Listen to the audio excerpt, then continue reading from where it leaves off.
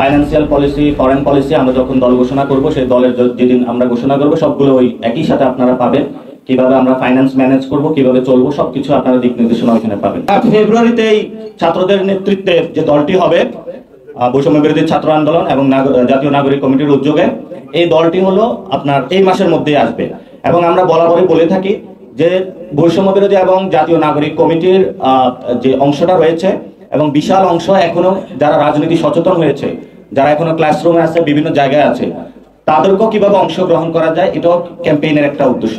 রাজনৈতিক জনগণ একত্রিত হয়েছে 3 তারিখে একটি দাবির পক্ষে। সে দাবিটা জানান দিয়েছে এবং আমরা মনে করি এটা চলমান একটি লড়াই। সে চলমান লড়াই আমরা গণতান্ত্রিক যে প্রক্রিয়া রয়েছে সেই প্রক্রিয়ার মধ্যে অংশগ্রহণের জন্য আপনাদের সামনে এই মাসে একটি সুন্দর দল নিয়ে আসা আমরা প্রয়োজনীয়তা অনুভব করছি। এবং এই মাসের মধ্যে যে দলটি হবে, আশা করি আমরা সামনে যে রমজান রয়েছে এবং পুরো বছর জুড়ে আপনাদের প্রত্যেকটি এলাকায়, প্রত্যেকটি মহল্লায় আমাদেরকে পাবেন। আমরা আমাদের যে অফলাইনও 1 লক্ষ লোকের কাছে যাব, আমরা অনলাইনও 1 লক্ষ লোকের কাছে আমরা আমাদের টার্গেট বা লক্ষ্যমাত্রা আছে। সো আমরা সোশ্যাল মিডিয়া, বিভিন্ন যে সোশ্যাল সাইটগুলো রয়েছে, টিকটক, ফেসবুক, ইউটিউব এবং অন্যান্য যে মিডিয়ামগুলো রয়েছে, প্রত্যেকটা মিডিয়ামের মাধ্যমে আমরা মানুষকে রিচ করার চেষ্টা করব। অনলাইনের প্রক্রিয়াটা হবে, আমরা যে অফলাইন যে ফর্মটা থাকবে এটারই একটা অনলাইন ভার্সন থাকবে, যেটাকে আপনারা এমসিকিউ টাইপ গুগল ফর্ম থাকবে, যে গুগল ফর্মের মাধ্যমে আপনারা সেখানে প্রশ্নগুলোর উত্তর করতে পারবেন। তবে স্পেসিফিক আমি কিছু জায়গা বলতে পারি যে এখানে আমরা চাচ্ছি যে সবার আসলে অংশগ্রহণ প্রয়োজন, যেটা গত 53 বছরের বাংলাদেশের ইতিহাসে প্রথম এই কোন রাজনৈতিক দল এই ধরনের ক্যাম্পেইনের মাধ্যমে কোন একটা রাজনৈতিক দল ঘোষণার উদ্যোগে যাবে। এবং আমরা সবার পরামর্শটা নিচ্ছি, কারণ সবাই আন্দোলনে এসেছিল। কোনো নিছক কিছু ব্যক্তি যদি এটা দল গঠন করে দেয়, আমরা মনে করি এই দলটা ওয়ার্ক করবে না। এবং আমরা যে দলটা গঠন করার প্রক্রিয়া চেষ্টা চালাচ্ছি, সেখানে এটা বিগ টেন্ট বা আমব্রেলা অর্গানাইজেশন বা পার্টি আমরা করতে চাচ্ছি।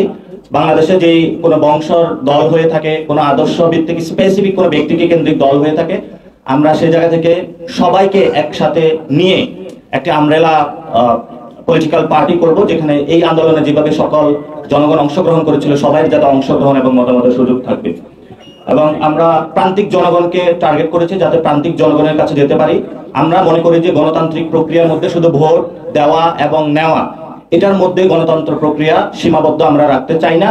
আমরা গণতন্ত্র পূর্বা এবং পর, এই যে একটা দীর্ঘ প্রক্রিয়া, পুরো প্রক্রিয়ার মধ্যে স্বচ্ছতা, জবাবদিহিতা এবং জনগণের কাছে যে প্রতিশ্রুতিটা আমাদের থাকবে এবং জনগণ যে তাদের ফর্মের মাধ্যমে যে কমিটমেন্টটার জায়গাটা আমাদেরকে দিবে, সেই বিষয়গুলো আমরা রিফ্লেক্ট করার প্রচেষ্টা চালাবো। এবং এটার মধ্যে কিন্তু জনগণ থেকে আমরা দলের নাম এবং প্রতীকটা পাবো। এবং এই 53 বছরের ইতিহাসে এরকম একটি ইউনিক উদ্যোগ কোন পলিটিক্যাল পার্টি বাংলাদেশে নেয়নি। এবং ভারতীয় মহাদেশের যে ইতিহাস রয়েছে, এখানেও একটি ইউনিক এই গঠন প্রক্রিয়া আপনারা ইতিহাস স্টাডি করলে পাবেন।